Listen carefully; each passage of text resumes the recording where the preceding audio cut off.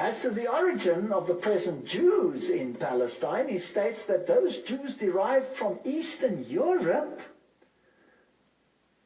and many of the Jews that today live in the reconstituted state of Israel come from Eastern Europe, are not descendants of the Judeans or the lost tribes of Israel, but rather descendants of the Khazars. Who are they? They were a nation most people do not even know of. He writes, the so-called self-styled Jews in Eastern Europe in modern history cannot legitimately point to a single ancient ancestor who ever set even a foot on the soil of Palestine in the era of Bible history. Research also revealed that the so-called or self-styled Jews in Eastern Europe were never Semites, are not Semites, now, nor can they ever be regarded as Semites at any future time by any stretch of the imagination. What secret, mysterious power has been able for countless generations to keep the origin and the history of the Khazars and the Khazar kingdom out of the history textbooks? Did you ever learn about it at school? No. I never learned about it. Me neither. And out of classroom courses in history throughout the world, the origin and the history of Khazars and the Khazar kingdom are certainly incontestable historical facts. Facts. You have to do some cross-checking. Even the Jewish Encyclopedia is quite explicit about it. Yep. This was the Khazar kingdom. Here is the Black Sea, the Byzantine Empire. Here was Persia. And here was the kingdom of the Khazars. It was a massive kingdom.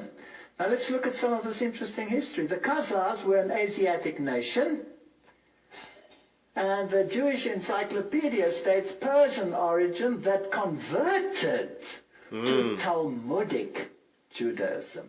There you go, the Talmud. Now obviously some of the rabbis involved there could have been Judeans and probably were Judean descendants, but their converts are not Judeans. And that had conquered a vast area of Eastern Europe, which was in turn later conquered by the Russians in the 10th and 13th century. So that is why there are so many Russian Jews. Have you ever thought where they came from? Did they escape from Palestine? Were they the lost 10 tribes? Did they emigrate to Russia? No. No. This is a totally different nation that accepted Talmudic Judaism. That's different. Jewism. He writes, Talmud.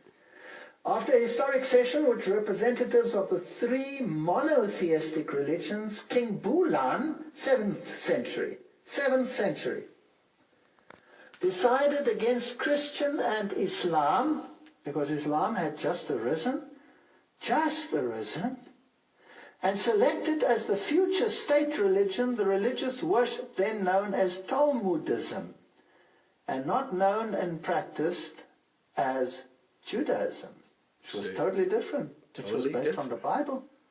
That's for Nick Cannon. And they adopted the Hebrew alphabet, and the Khazars adapted words to their requirements from the German, the Slavonic, and the Baltic languages. This language was known as Yiddish. Yiddish, that's what they speak, and not Yiddish Hebrew. used the Hebrew alphabetic characters, but not Hebrew.